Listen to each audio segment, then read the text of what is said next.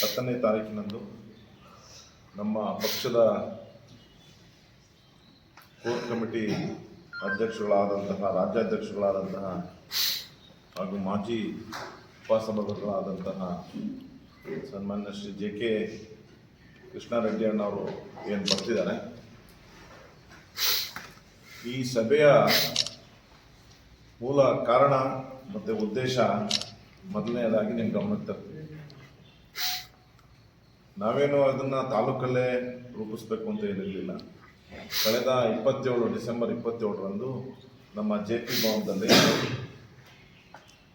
ಬರೀ ದೊಡ್ಡಬಳ್ಳಾಪುರ ತಾಲೂಕು ಒಂದೇ ಅಲ್ಲ, ಅವರು ಹೊಸದಾಗಿ ಹುದ್ದೆಯನ್ನು ಅಲಂಕರಿಸಿದ ಮೇಲೆ ಜಿಲ್ಲಾವಾರು ತಾಲೂಕುವಾರು ಪ್ರತಿ ವಾರಕ್ಕೆ 2 ದಿವಸ 3 ದಿವಸ ನಿರಂತರವಾಗಿ ಸಭೆಗಳನ್ನ ಮಾಡ್ಕೊಂಡು ಬರ್ತಾ ಇದ್ದಾರೆ. ಅದರ ಭಾಗವಾಗಿ ನಮ್ಮ ಬೆಂಗಳೂರು ಗ್ರಾಮಾಂತರ ಜಿಲ್ಲೆಯಿಂದ ದೊಡ್ಡಬಳ್ಳಾಪುರ ತಾಲೂಕಿಗೆ ನಾವು ಕಾರ್ಯಕರ್ತರುಗಳನ್ನ ಒಂದು ಪಕ್ಷದ ಕಚೇರಿ ಕರೆಸಿ ಹೆಚ್ಚಿನ ಸಂಖ್ಯೆಯಲ್ಲಿ ಸೇರಿ ಅಂತ ನಮಗೂ ಒಂದು ಆದೇಶ ಹೊರಡಿಸಿದೆ. ಆ ಆದೇಶದ ಅನುಗುಣವಾಗಿ ನಾವು ಸಹ ಪಕ್ಷದ ಸಾಕಷ್ಟು ಎಲ್ಲ ಮುಖಂಡರುಗಳು ಹೋಗಿದ್ವಿ. ಅವತ್ತಿನ ಸಭೆಯಲ್ಲಿ ಅವರಿಗೆ ಮುಖಂಡರುಗಳಿದ್ವಿ, ಜಿಲ್ಲಾಧ್ಯಕ್ಷರು ಸಮೇತವಾಗಿ ಆ ಸಭೆಯಲ್ಲಿ ಭಾಗವಹಿಸಿದ್ರು. ಕಾರ್ಯಕರ್ತರುಗಳ ಸಂಖ್ಯೆ ಕೊರತೆ ಇತ್ತು ಅವತ್ತು. ಇದೊಂದು ಮೂಲ ಕಾರಣದಿಂದ ನಾನು ದೊಡ್ಡಬಳ್ಳಾಪುರಕ್ಕೆ ಬರ್ತೀನಿ, ಅಲ್ಲೇ ಒಂದು ಎಲ್ಲ ಮುಖಂಡರುಗಳ ಸಮಕ್ಷಮದಲ್ಲಿ ಕಾರ್ಯಕರ್ತರೊಟ್ಟಿಗೆ ಮುಕ್ತವಾಗಿ ಚರ್ಚೆ ಮಾಡಿ ಪಕ್ಷದ ಸ್ಥಿತಿಗತಿಗಳು, ನಿರಂತರವಾಗಿ ಚುನಾವಣೆಗಳಲ್ಲಿ ಪಕ್ಷದ ಏರಿಳಿತಗಳು ಯಾವ್ಯಾವ ರೀತಿ ಆಗಿದೆ ಅದಕ್ಕೆಲ್ಲ ಮೂಲ ಕಾರಣಗಳನ್ನ ಡಿಸ್ಕಸ್ ಮಾಡಿ ಅದಕ್ಕೆ ಮುಂದಿನ ಪಕ್ಷದ ಸಂಘಟನೆ ಯಾವ ದಿಕ್ಕಿನಲ್ಲಿ ಸಾಗಬೇಕು, ಪದಾಧಿಕಾರಿಗಳ ಕೊರತೆ ಇದೆಯೋ ಅಥವಾ ಬೇರೆ ಏನು ಕುಂದುಕೊರತೆಗಳೇನಿದೆ, ಏನಕ್ಕೆ ಸಾಲು ಸಾಲು ಚುನಾವಣೆಗಳು ಈ ಥರ ದಿಕ್ಕಿನಲ್ಲಿ ಫಲಿತಾಂಶಗಳು ಸಾಗ್ತಾ ಇದೆ. ವಿಶೇಷವಾಗಿ ಈ NDA ಆದಮೇಲೆ ನಮ್ಮ ತಾಲೂಕಿನ ಕಾರ್ಯಕರ್ತರ ಪರಿಸ್ಥಿತಿ, ನಮ್ಮ ತಾಲೂಕಿನ ಪಕ್ಷದ ಪದಾಧಿಕಾರಿಗಳ ಪರಿಸ್ಥಿತಿ ಯಾವ ಹಂತದಲ್ಲಿದೆ ಅದನ್ನೆಲ್ಲ ಪರಿಶೀಲನೆ ಮಾಡಿ ಕಾರ್ಯಕರ್ತರಿಗೆ ಒಂದು ಸ್ಪಷ್ಟ ಸಂದೇಶ.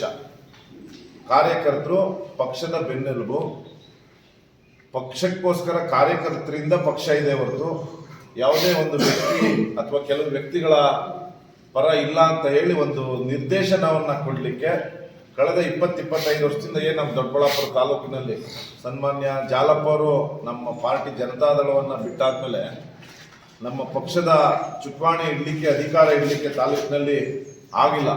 ಅಲ್ಲಿಂದನೂ ಸಹ ಮುಕ್ತವಾಗಿ ನಮ್ಮ ಕಾರ್ಯಕರ್ತರುಗಳು ಮಾತಾಡೋಕೆ ಒಂದು ಸುವರ್ಣ ಅವಕಾಶವನ್ನು ಕಲ್ಪಿಸಲಿಕ್ಕೆ ಇಲ್ಲಿ ಬಂದಿದ್ದಾರೆ. ಮೊದಲನೆಯದಾಗಿ ನಮ್ಮ ಪಕ್ಷದ ಎಲ್ಲ ಮುಖಂಡರುಗಳ ಪರವಾಗಿ ಹಾಗೂ ನಮ್ಮ ಕಾರ್ಯಕರ್ತರ ಪರವಾಗಿ ನಾನು ನಮ್ಮ ಸನ್ಮಾನ್ಯ ಕೃಷ್ಣಾರೆಡ್ಡಿ ಸಾಹೇಬರಿಗೆ ಅನಂತ ಧನ್ಯವಾದಗಳನ್ನ ತಿಳಿಸ್ತೀನಿ. ಇತಿಹಾಸದಲ್ಲಿ ಯಾವತ್ತೂ ಸಹ ಆಗಿರಲಿಲ್ಲ ಈ ಸಭೆ.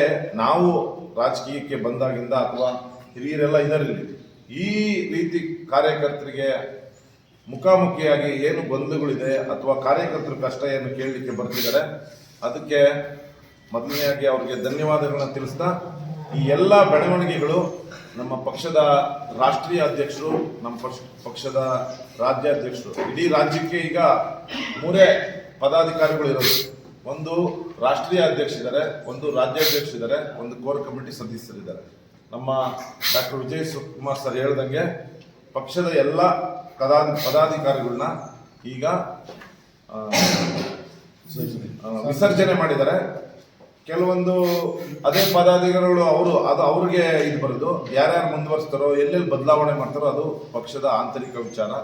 ಅವೆಲ್ಲ ಸಹ ನಾವು ಈ ಸಂದರ್ಭದಲ್ಲಿ ನಾವು ಚರ್ಚೆ ಮಾಡಲಿಕ್ಕಾಗಿಲ್ಲ.